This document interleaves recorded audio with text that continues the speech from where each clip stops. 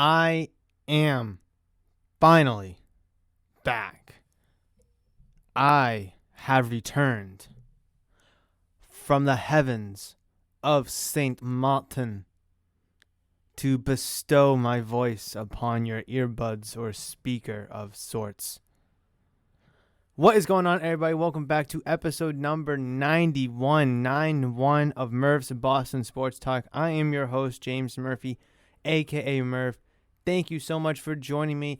Thank you so much for coming back, as I have been gone for a week, but it seems like it's been 10 weeks. It seems like it's been forever since I've sat in this chair, recorded an episode, or simply just be here at the shop, Murph's Card Town and Sports Shop. It feels like it's been forever since I have done this, but I am back. I have returned, and I cannot wait to dive into this episode. There is so much Boston sports to talk about, and a lot of the topics from maybe like last week, maybe that stuff I would have talked about on Monday or Friday, I'm not going to really brush up on all too much. Like the Patriots-Jets game, I'm not going to really talk too much about because the Patriots played a game on Sunday, being yesterday. So it would be kind of pointless to talk about the Jets game. Also, the Red Sox winning streak that they went on, how cute it was until they got swept. I'm not going to talk too much about that either. And I just want to dive in on, obviously, the Patriots game against the Saints from yesterday. I want to wrap around the league in terms of Week 3 results, see a couple teams get some surprise wins, a couple teams getting some surprise losses.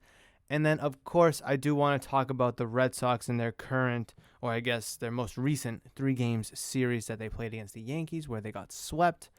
We will update ourselves with the Major League Baseball's Wildcard standings, as it was looking really good for a while with the Sox on their winning streak. But now it's kind of crumbled away, and it's not looking all too hot right now, although you still hold the second wildcard spot, but not by much. And then, of course, we will talk a little bit about the Bruins. Obviously, they had their first preseason game yesterday. Not a lot to talk about, but there's definitely a few pointers I do want to kind of address, as Bruins hockey is back. And come Friday's episode, we do have some Celtics to talk about, as their first preseason game is on Monday, October 4th. So we will definitely dive in a little bit more into that later this week, even into next week as well. Before I dive into anything, though, any sports-related topic, I feel like it would be unjust. I feel like it would be unfair if I did not talk about the wedding and the honeymoon. Can I have a few minutes to talk about this? I mean, I know it is my podcast, and I guess I could theoretically talk about whatever I want, but I like to adhere to the listeners and what they want to hear. They may not want to hear about my wedding or honeymoon. They could give 2 flying shits about it, and that's fine. You can skip ahead. But I feel like some people might want to hear about it. I mean, it's a big moment in one person's life, is getting married and going on a honeymoon, right? And I just kind of want to talk about it. I want to sit and talk about it because, yeah, I was able to talk about it with Kim. But I kind of just want to sit back, relax, and just enjoy like 10 minutes or so. Just put myself back there, reflect, and just kind of enjoy it in a storytelling perspective. So let's start about the wedding. Now, the wedding was beautiful. Gorgeous day. It was supposed to rain like 50, 60% all throughout the week, and then every day it was like 50, 40, 30, 20 in the morning. And then come the day, not a drop of rain. Absolutely gorgeous. It was warm outside, not too hot. It wasn't cold at all. It was just an absolute beautiful, beautiful ceremony. And I would do anything to go back and do it all again because it was just awesome. For those that are out there listening that are married, you know exactly what I'm talking about. For those that may not be married, getting married, or don't care about marriage, I guess, then you might not know what I'm talking about, but it was incredible to see, you know, friends, family, yeah, some strangers, just all being there to help celebrate you and obviously Kim's special day. It was very meaningful to both Kim and I. It was awesome. And then, but most importantly, her walking down the aisle was a thing of beauty. Loss of words, crying, tears, waterworks, and everything like that. You bet that was me. I'm not one to cry. It takes a lot for me to cry. I don't know if it's because just things don't get me to cry or sometimes I physically can't cry. But trust me, I was crying. I was waterworks, Niagara Falls, Buzzards Bay, Water Whiz, you name it. My eyes were flowing. Happy tears, obviously. I mean, come on. Guys, for you guys listeners out there, when you saw your wife, or you will see your future wife, you know, or you will know exactly what I'm talking about when you think back to this episode. If you eventually get married. Or if you're already married, you know exactly what I'm talking about. Having your girl, your fiance technically at that time when she's walking down the aisle, she's still your fiance, right? Thing of beauty, her in that beautiful white dress, all dolled up, makeup, smiling, happy, pretty. Oh, it was fantastic. It was fantastic. And the ceremony was awesome. My cousin-in-law, he did it. He did a great job. Oh my goodness. It just nerve-wracking, honestly. But being able to look back at it, yeah, the nerves were there. And I'm not going to deny that. But holy smokes. Holy smokes. It was fantastic. We go inside. Then, obviously after pictures, we go inside. We do the introductions, the first dance. And let me tell you, after the first dance, the night went so quickly. My cousin-in-law Jay, who was the officiant for the wedding that conducted the marriage for us, the ceremony, he told us countless times, "Oh, it's gonna be the quickest night of your life. It's gonna go so fast." And I was like, probably, but you know what? I've worked these weddings before because I used to work at a function hall, the same function hall actually that Kim and I got married at. That's where we met. And I was like, oh, those nights used to last forever. It's not going to be that quick. But let me tell you how wrong I was. Because when I sat down to eat my soup, the night flew by and I feel like we were on the last song. Holy crap. But those 5 hours in between, I'll never forget. I'll never forget. What was the ceremony at 6? The last song was at like 11:30, so 5.5 hours. I will absolutely never, ever forget those 5.5 hours. Oh, it was fantastic. I had to stop saying fantastic, okay? While I adjust myself in this chair, I got to stop drowning out the word fantastic. It's just, what other word? Happy. It was glamorous. It was exciting. It was special. It was meaningful. It was loving. It was caring.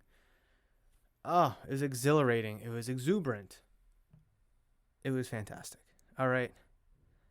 It was awesome to see family, friends, loved ones. Just everyone was there to celebrate Kim and I. And honestly, we did not get to go around to thank everybody, but we would like to think that everybody did come up to us at some point because there was a lot of people there. Hard to thank everybody. Pictures were getting taken, this and that, and everything in between. If I could go back, I would definitely do it again. I just want to relive it. A lot of people, the wedding night or the wedding day is the most special and the best day of one's life, obviously until kids arrive. And quite frankly, that stands true for me. And I would like to think it stands true for Kim too, but you know what? Let me ask her and I'll get back to you on that for maybe Friday's episode. So, wedding, absolute success. So many people said they had fun. They enjoyed seeing people. The food was great. That, we looked awesome. Kim looked gorgeous. The music was great. Drinks, this, that, and it was fantastic. Oh, stop saying fantastic. Every time I catch myself saying fantastic, I'm going to catch myself. So with all that being said, if you're listening and you did show up to the wedding, thank you so much. And we really appreciate your support, your presence, not present, not like a Christmas present, just your physical embodiment presence on Kim and I's special day. And quickly, I know my 10 minutes of talking about this is running out soon. I do want to talk about St. Martin, obviously, down in the Caribbean. We were on the Dutch side. And for those that may not know about St. Martin, I certainly didn't know this, that there's two different sides to the country. There's like a Dutch side and a French side. based off of when the French and the Dutch, claimed the island or inhabited the island way back 400, 300 years ago. And it was interesting. I mean, I've been to the Caribbean islands or a bunch of Caribbean islands before. Awesome experience, great people. The culture is out of this world, whether it's food, drinks, people, like I said, activities, things to do.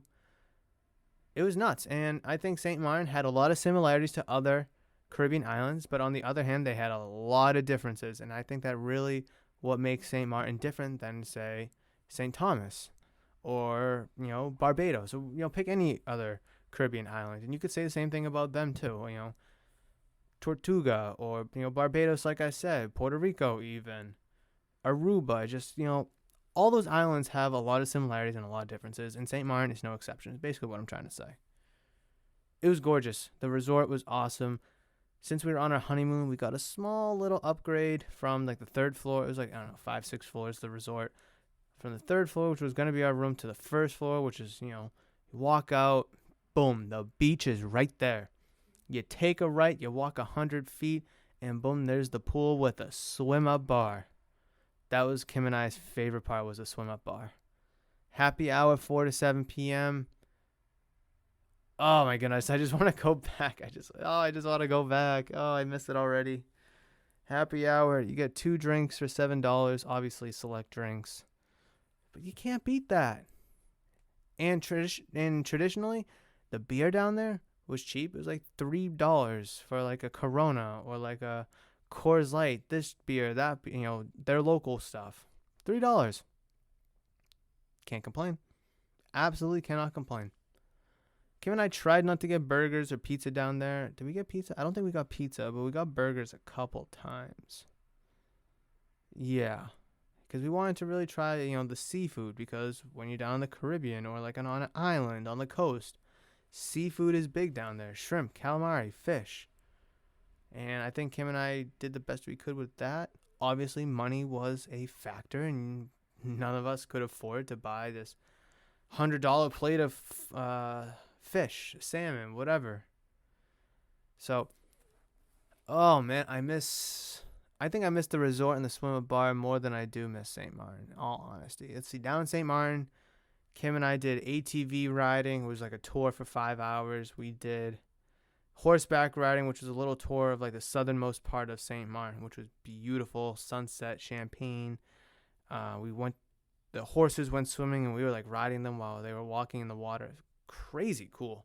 I didn't think I was going to have as much fun on it, but I had so much fun on it. Vlogs for both of them will be coming out fairly soon, and vlogs for the entire trip will be coming out soon, I promise. This is my first day back here in the studio. I got to hit the editing.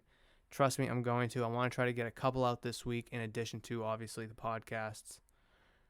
But yeah, I think I'm going to wrap it up there for talking about the honeymoon and the wedding, because like I said, we do have some sports stuff to talk about. But yeah, any questions, anything really, definitely reach out to me, social media at Murph's Cardtown, or down in the comment section below if you're watching this on YouTube. Happily answer any questions within reason, of course.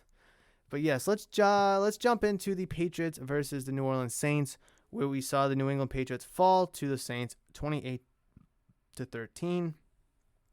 That game easily could have been a lot worse. Saints kicker Rojas, Andre Rojas? What's his first name? Aldrich Rojas missed 2 field goals. So put that 34-13. Now you're looking at a blowout. Tough. That is absolutely tough. I really have nothing good to say about the Patriots, quite frankly, in this game. Mac Jones threw for 3 interceptions, although 2 of them weren't really his fault. One was kind of a heave. That's absolutely his fault. No, did it get tipped? I think it was going down. He just tried to throw it. I don't know if it got tipped. I can't remember. Like tipped to the line of scrimmage or not. But I just think he should just take the sack there. Another one, Jonnu Smith dropped it. Malcolm Jenkins caught it, ran it in for 6. And then obviously the third one was late in the fourth quarter when he was trying to make a play happen. I think it was Aguilar or Bourne, I think, kind of overran it. And then it was picked off by Marshawn Lattimore. He went 30 for 51 with 270 yards. Obviously, him passing was a big factor because Damian Harris had 6 carries. White 1 until he got injured. J.J. Taylor with 1. Brandon Bolden had 3 carries, and then Mac Jones had 6 carries himself. Uh, Obviously, those weren't design runs. So, I mean, he's dropping back 60 times ish. I mean, I feel like the running game was just a non-factor at all. The first half, they couldn't get anything going. They got 3 points in the second quarter. Great. 3 in the third. Cool.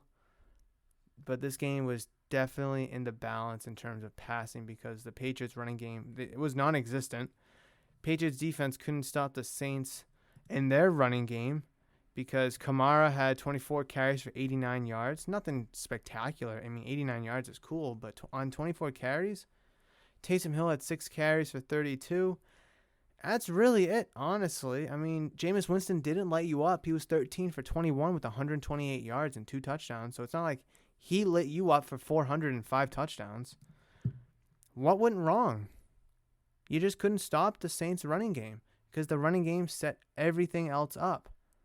The running game set literally everything else up for the New Orleans Saints. Is it an interior problem? Is it a linebacking problem? I don't know. I think the secondary itself is fine. I think J.C. Jackson's doing fairly well as the number 1. I mean, look at the Saints receivers. The top receiver was Marquez Callaway, who had 4 receptions, 41 yards, and a touchdown. And that touchdown was on a Jameis Winston falling down, just throw it in the air so I don't take the sack. And Callaway miraculously comes down with it. And he's 6'3", and Jonathan Jones is 5'10", covering him. I mean, Deontay Harris, 3 for 31. Kamara, 3 for 29, and that's it. Like I said, Jameis Winston didn't light you up. And it's not a secondary problem that the Patriots had yesterday. It was a front 7 problem. You couldn't stop the run. A lot of the same issues from last year. What was that noise? Sounds like next door is doing something. Anyways, it just seems like you can't stop the run. Why? You have Jawan Bentley, Dietrich Wise, David Godchow, Lawrence Guy, Christian Barmore, Kyle Duggar, Matthew Judon, Kyle Van Noy, Dante Hightower, Henry Anderson. I mean, Chase Winovich even. He's not even getting a lot of playing time. But what is the issue? What's the issue? Why can't we stop the run? Yes, Alvin Kamara, top 5 running back in the league, year in and year out ever since he became the full-time starter for New Orleans a couple years ago. Fine. You gave up 89 yards. That's doable for a top 5 running back. I'll take that 9 times out of 10. On 24 carries, even better. But then you throw in the Taysom Hill stuff, and then you throw in Jameis Winston kind of scrambling to extend the play a little bit. And then you just throw in like key 3rd downs and 4th downs. Well, I guess mainly 3rd downs. I don't know why I said 4th downs. But key 3rd downs where it's like 3rd and short or even like 3rd and medium, and you just can't get a stop. Towards, when the Patriots scored their first touchdown, what was it, in the 4th quarter, the Saints got the ball back with 9 minutes to go or whatever. The defense just came off a 3-and-out. It's like, all right, get another one. Don't waste too much time, maybe a minute or 2. We're back in this. They'll punt and we'll be back in this. Mac Jones is heating up. The offense is heating up. But then the Saints go down. They waste 7 plus minutes, and all on the ground, basically. There might have been a few passing plays, but it was mainly on the ground. Alvin Kamara and Taysom Hill just destroyed you, and you couldn't get stops. Yeah, there was countless 2nd and 3rd downs where you could have made plays and stepped up, but there were no plays made. And that was the frustrating part. That was absolutely the frustrating part. What do I expect from this team moving forward? I honestly couldn't friggin' tell you. Because you're playing the Bucs, and a lot of people are expecting the Patriots to lose, myself included. I really do not see a way that the Patriots win this game. Now, could Mac Jones simply outduel Tom Brady? Sure, I guess that could happen any given day. Is the Patriots defense going to step up and stop Tom Brady? I don't know. Do I think the secondary can dance with all the weapons that the Bucs have? Maybe a little bit, maybe for like a quarter or 2 until Brady and the offense makes adjustments. What about the run game? Tampa Bay doesn't have the strongest of run games. Patriots are supposed to have a really good front seven, so could you neutralize that and put all the pressure on Brady? I mean, you kind of have to hope for that, because if Brady's throwing the ball all around and the Bucs have a run game going, forget about it. And I just don't see the Patriots defense stopping the Buccaneers offense to the point where the Buccaneers have to rely on the running game in order to win this. I just don't see that happening. Nothing has shown me that the Patriots can win playing defense. I have yet to see anything that showed them being able to win or have winning plays on defense. I'm even going to throw out the Jets game, because that's against the friggin' Jets of all teams. Why should I take that into account? Yes, it's a game. Yes, it matters. Okay, great. Yes, top, 2 quarterback, second overall pick taken. A lot of promise in New York. I get it. But come on. They're still the Jets. They still suck. They don't have any superstars on that team. They're not even going to be good this year. Next year, I don't know. Do I like some of the pieces that they have? Sure. Do they have the potential to be good next year and a couple years from now? If Zach Wilson pans out. But those, 2 interceptions by J.C. Jackson, and then Devin McCourty had one, I believe, himself.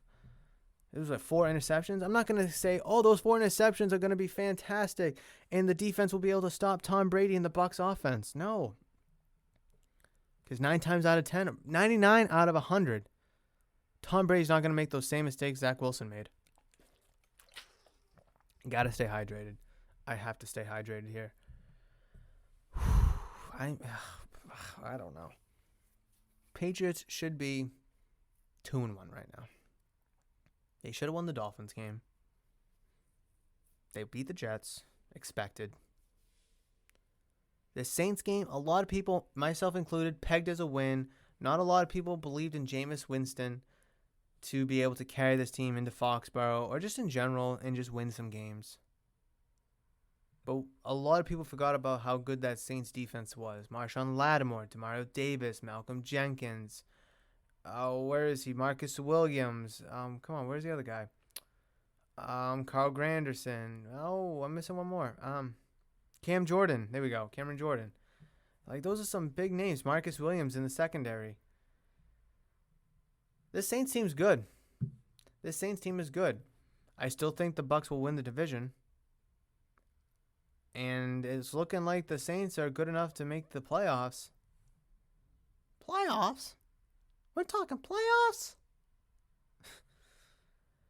But we should be 2-1, 3-0, and then everyone expected the Patriots to lose against the Bucs. Then they're 3-1 then, or 2-2 at the worst. Yeah. I do not want to imagine what these 3 games would have been like if Cam Newton was the quarterback. Oh, Lord have mercy. Save me. Save me from that thought. Oh, my God. I didn't even think about it until I just said it. Oh, my God. Just imagine that. I don't want to imagine that. I want to get off this topic. So those are my thoughts about the New Orleans Saints and the New England Patriots game from yesterday, Sunday's game. Patriots lost 28-13. I will dive more into the Patriots versus Buccaneers Week 4 matchup for Sunday Night Football on Friday's edition of Murph's Boston Sports Talk. That'll be episode number 92. So please tune in for more analysis and breakdown about that game come Friday's episode. And if you hear a noise in the background, it's me playing with the door of my desk. Listen. That's my desk cabinet. It's not me farting. Yeah, I can do it on command. It's the door, okay? I keep playing with it. It sounds like a fart. Let's just be mature. Get your laughs out. I'll do it one more time. There you go. All right. So please pardon that noise. It's the cabinet. Listen. All right. Are we all got the giggles out? All right, good. So let's just wrap around the league real quick. Panthers beat the Texans 24-9. Panthers look really, really good. Can they sustain this? I doubt it. But holy crap, they look really good. They looked really good. I know it's against the Texans. Yeah, they played the Jets, but they also played the Saints, who look good themselves. Is this sustainable? Like I said, I doubt it, but nice little story through the first 3 weeks of the season. I definitely want to see more. Chargers beat the Chiefs 30-24. What a game. What a shootout. A lot of people expected this game to be really good, but I think at the end of the day, a lot of people picked the Chiefs to win this game. But the Chargers pull it out. Chiefs are 1-2, last in the division. Chargers, what are the Chargers? 3-0? 2-1. 2-1. They're 2-1 right now. I said at the beginning of the year, I think the Chargers could make the playoffs, and I think they still can. I mean, they're showing a lot of good momentum, a lot of good plays, offensively, defensively, being able to stop the Chiefs when they needed to be stopped, when it mattered the most. And Chiefs, do they have some problems? They're not looking good right now through 3 weeks. I don't know. I said that the Chiefs are going to slowly start falling off. Is the cliff for the Chiefs now? I don't think so, but maybe. Arizona Cardinals beat the Jacksonville Jaguars 31-19. Cardinals moved to 3-0. Jaguars moved to 1-2. Absolutely gross. I'm sorry, they're 0-3, excuse me. Jaguars are 0-3. My fault. They haven't won a game since, they were 2-0 last year? And then they've won 17 straight games, whatever that number is now. It's like one of the longest losing streaks in NFL history. Cardinals, they look really good. They look like a playoff contender. It's weird for, early success for teams, Panthers, Chargers, Cardinals. Is it too early to say that they're legitimate contenders? Are they just having a little bit of early season luck? It's going to be tough to say. I want to kind of gather more information and kind of make my, a more long-term opinion come week 6, roughly a third of the way through the season. Could that be too late for some teams? Maybe like, your 2-3 teams, your 3-3 teams. We'll have to wait and see.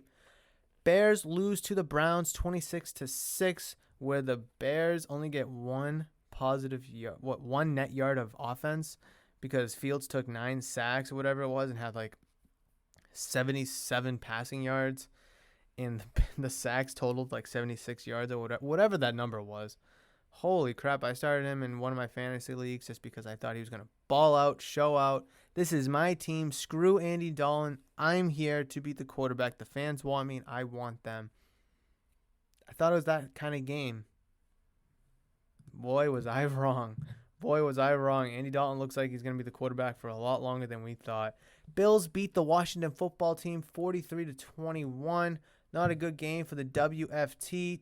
Taylor Heineke coming back down to earth a little bit. Bills looking like the Buffalo Bills as old as they now move to 2-1. And the football team moves to 1-2. Colts lose to the Titans 25-16 down in Tennessee. I ain't get really nothing much to say about it. Carson Wentz looks as bland and boring as ever. Ryan Tannehill, 197 yards, 3 touchdowns, 2 interceptions. Derrick Henry, 28 carries for 113 yards. Beast, a monster. I got really nothing else to say about that. Colts 0-3, Titans 2-1. Titans starting to rebound a little bit. Colts, a lot of promise this year. I didn't believe in them, and it's starting to look like they're going to suck this year long term. I already mentioned the Saints beating the Patriots 28-13. Falcons beat the Giants 17-14 in the Meadowlands. Yeah, I got nothing about them. Eli Manning was honored at halftime, as his number got retired and he went up to the Ring of Honor for the New York Giants. Congratulations, Eli. As much as I hate you for what you did in the 2 Super Bowls against us, I will always respect a athlete and a competitor. Congratulations on a fantastic career. Well-deserved number being retired and up in the Ring of Honor. You can still go pound some sand for those 2 Super Bowl that we played against you. Giants 0-3. Falcons 1-2. A lot of promise for the. I don't want to say a lot of promise because I think Giant fans are like sick of the Giants, but like NFL and analysts or pure unbiased people low-key kind of think that the Giants had a shot this year. But I never did. Bengals beat the Steelers in Pittsburgh 24-10. Joe Burrow and Jamar Chase looking good together as ever. Joe Mixon 18 carries for 90 yards. Jamar Chase 4 receptions, 65 yards, and 2 touchdowns. Ben Roethlisberger threw for 318 yards on 58 attempts and 38 completions, but only had 1 touchdown and 2 interceptions to show for it. Najee Harris, though, what a monster game. 14 carries for 40 yards, nothing crazy, but 14 receptions for 102 yards. Holy smokes. Dude was eating. Claypool had 9 receptions and then literally falls off a cliff. McLeod, Smith-Schuster, Freiermuth, Washington, all 3 receptions. Yeah, not a good day for the Pittsburgh Steelers as they move to 1-2. Has the cliff come for the Pittsburgh Steelers and Ben Roethlisberger? Because that division, that AFC North, I've said this for a long time, is going to be a good one. You know, the Browns seem to be the favorite. The Ravens don't want to go away. The Bengals look promising. What did the Steelers have? An aging Big Ben? Cool. Speaking of the Ravens, coming off of their win against the Chiefs, they beat the Lions 19-17. Nothing crazy in terms of stat lines except from Justin Tucker. Hits a 66-yard field goal, shattering the NFL record to win the game. Got a little bounce in terms of help as it hit the bottom crossbar and kind of bounced in. But what was it, 19 seconds left or 20 seconds left or whatever? And the ball in like their own 25 or whatever, no timeouts. 4th and 19, Lamar Jackson still able to make plays to get them in a position to kick a desperate field goal, but a field goal nonetheless that was made by one of the greatest kickers of all time in Justin Tucker. Lamar Jackson still a running quarterback, no matter how you want to look at it. I don't believe in him as much as a lot of other people do in terms of passing. Fantastic runner, don't get me wrong. Broncos shut out the Jets in Denver 26-0. Zach Wilson, 160 yards, 2 interceptions. Still struggling for him and the Jets as they're now 0-3. Broncos moved to 3-0. Teddy Two Gloves looking good, 235 passing yards. No tutties, no ints. 19 for 25 in terms of completion. I don't know, man. This Broncos team could be one of those too early to tell kind of cases, but really good defense. Shockingly good but consistent offense. I don't know. Broncos might be able to make some noise, but let's wait till week 6. Raiders beat the Dolphins in overtime 31-28. Let's see, what was it? The Raiders got a field goal, the Dolphins got a field goal, and then the Raiders kicked another field goal eventually to win the game. Derek Carr, 386 yards, 2 touchdowns, 1 interception. Peyton Barber, 23 carries, 111 yards. Nothing really else to kind of go crazy about. Jacoby Brissett in his first start for Miami looked fairly decent. 215 passing yards, 32 completions, 49 attempts. 32 completions for 49 yards? I'm sorry. 32 completions for 215 yards. That's it? Yeah, man. I guess that's it. Yeah. Oh, Jalen Waddle had 12 receptions for only 58 yards. This is like a first time since like some guy in like the 70s or whatever had like 13 or 14 for like similar. Absolutely nuts. Vikings win against the Seattle Seahawks 30-17 in Minnesota. I clicked on the wrong game. Russell Wilson, 298 yards, 1 touchdown. Chris Carson, 12 carries, 80 yards, and a touchdown. Kirk Cousins looking really good, 30 for 38, 323 yards, and 3 touchdowns. Alexander Madison in place of Dalvin Cook, 26 carries, 112 yards. That's why you don't pay running backs the big bucks, because they're so easily replaceable. Yeah, there's only a select few of top 5 running backs. Hence the term top 5.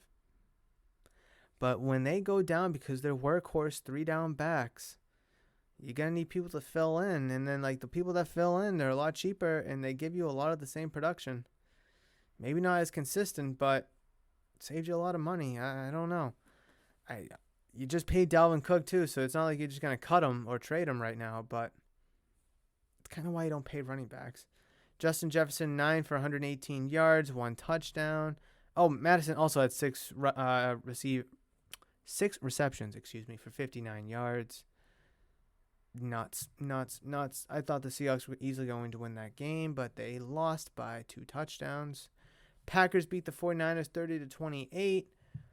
Packers seem like they're back on track. 49ers getting their first loss of the year. Rodgers, 261 yards, 2 touchdowns. Aaron Jones, 19 carries, 82 yards, and a touchdown himself. And Devontae Adams doing Devontae Adams things, 12 receptions, 132 yards, and 1 touchdown. Nothing really spectacular from the 49ers perspective. George Kittle, 7 for 92. That's really kind of it. All right, and moving on to the last game, which is the Eagles versus Cowboys. Monday night, tonight, 8:15. Who do I think will win? I'm going to pick the Cowboys because I don't really believe all too much in the Eagles. But that is going to be my little splur around the NFL. I don't want to recap it because there's a lot of games, and I think you guys already kind of know the outcomes of those games. Or you can just rewind this podcast. Either way works for you and me. Do. What is it? This is a theme song. Bum for you and me. Something for you and me. Is that a SpongeBob song? Ba for you and me. Oh, that's going to bother me now. I can't think of that. Anyways, let's leave football and dive into Red Sox baseball. Beautiful winning streak that they went on. How many games? 1, 2, 3, 4, 5, 6, 7. 7-game winning streak. They wore the yellow jerseys a bunch. And then they get swept by the Yankees at Fenway Park in the final homestand of the season in one of the most critical series of the year, as the Red Sox were up 2 games on the Yankees, and now they're 1 game out. Right? Or were they 1 game up? 1 even, 1 up. I don't know. I don't want to do the math right now because I'm not looking at it. But, absolutely tough loss. Tough 3 losses for the Red Sox, and boy, was it a brutal 3 losses. Pick any of them, it was absolutely brutal. Close games for throughout a lot of the innings in each game, but at the end of the day, the Yankees made the plays and are now atop of the Wildcard standing. So what does this mean for the Red Sox? Well, to just be blunt about it, they need to get their shit together quick, because you have 3 games against the Orioles and then 3 games against the Nationals, which, in all honesty, should be 6 wins, right? Nationals, 64-92. They flirted a little bit with a potential division for a bit, like in August after the trade deadline, but then they fell right off because they knew they sucked and they wanted to get a good draft pick. Can't blame them. Orioles, they've sucked for eternity. They're 50-106, bro. 50-106. I mean, come on. You've been sucking and tanking for so long. How are you not relevant yet? Okay, I'm not going on an Orioles tangent right now. Won't do it. But, like, seriously, the Red Sox need to win 5 of these next 6 games against the Orioles and Nationals, because the Yankees and the Blue Jays play each other for a 3-game series. So that's going to be a bloodbath, because the Blue Jays are 1 game behind you and the Yankees are 1 game ahead of you. Plus the Seattle Mariners are 2 games behind you, so they're still flirting with it. And yes, it's a long shot, but still, the Oakland Athletics are 3 games behind you. Like I said, long shot, but still, it's a possibility.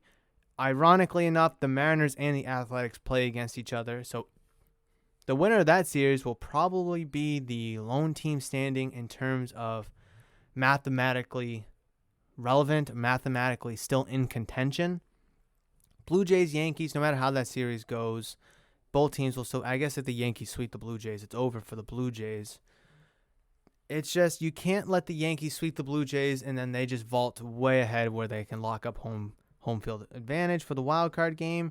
And you can't let I guess you could let the Blue Jays sweep the Yankees. Then the Yankees will fall out. Blue Jays may vault up, but I think you can win in Toronto against the Blue Jays.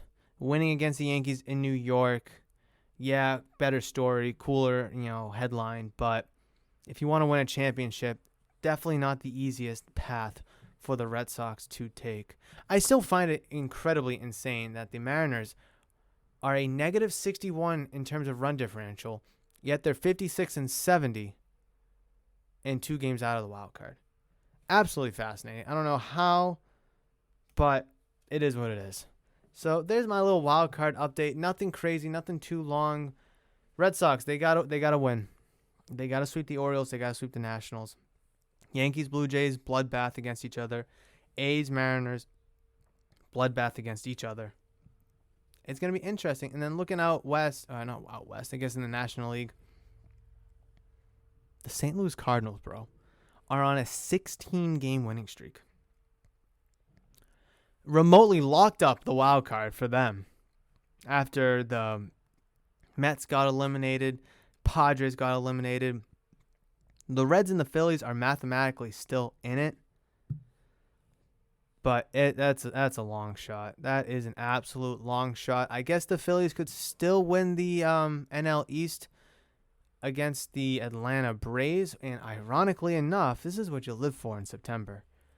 The Braves and the Phillies play against each other. Would you just look at that? Holy crap. I'm really interested to see how the last weekend, I should say last week/weekend of the regular season pans out. I think the Cardinals are going to lock it up here. I think the Braves, after this entirety of the season, I think they hold on, but nothing can be for certain. And then obviously looking in the American League, I hope the Red Sox can hold on. The Yankees looking like, I don't want to say a shoo-in because they got that series against the Blue Jays. So we're just going to have to wait and see. We'll have to wait and see. It's going to be completely different come Friday. A lot of things are going to be determined. But at the end of the day, it's baseball and anything could happen. So let's jump over to Bruins hockey. I don't have much to talk about because I didn't watch the game. I just kind of want to comment that it's great to have Bruins hockey back after a disappointing loss last year in the playoffs to the New York Islanders. And I really have a lot of high expectations for this team. This team made a lot of moves, a lot of signings.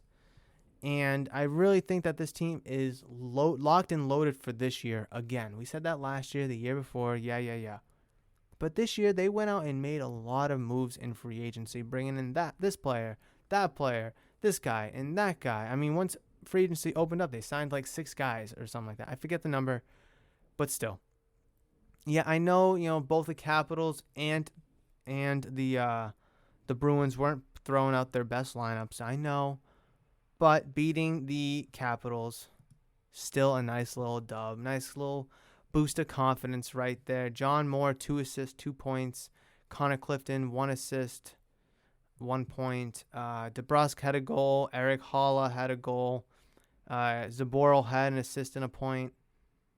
I guess an assist with a point, I should say. Excuse me. Because DeBrusque had 1 goal and 1 point. Yeah, okay. I just want to make sure my math is right because like the points and the shot on goal is like right next to each other.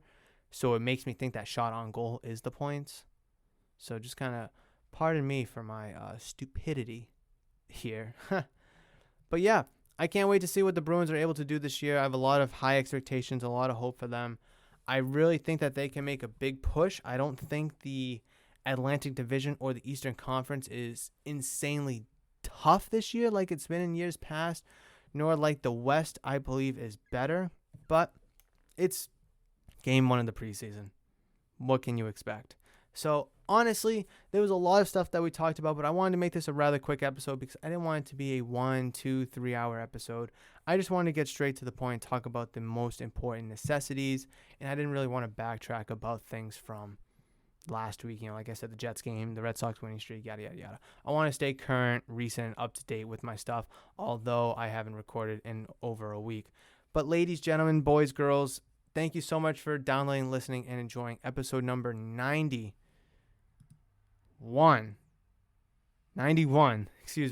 of Murph's Boston Sports Talk. I really appreciate every download, listen, and everyone that enjoys. I think earlier I said this is episode 90, and now Friday is 91, I think. But today is episode 91, I promise you. I fumbled the bag a little bit earlier, I believe.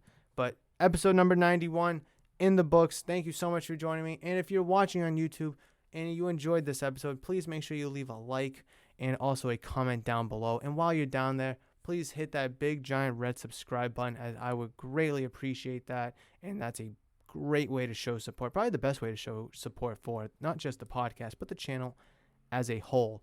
And if you're listening on audio only platforms, Spotify, Apple, Google, Amazon, wherever you find your podcast, that's where you can find Murph's Boston Sports Talk. And I really hope that you can download this episode, as that would be a great way of support as well. But no matter how you're listening, where you're listening, I really hope you enjoyed today's episode, and I cannot wait to get back and record for Friday's episode number 92 of Murph's Boston Sports Talk.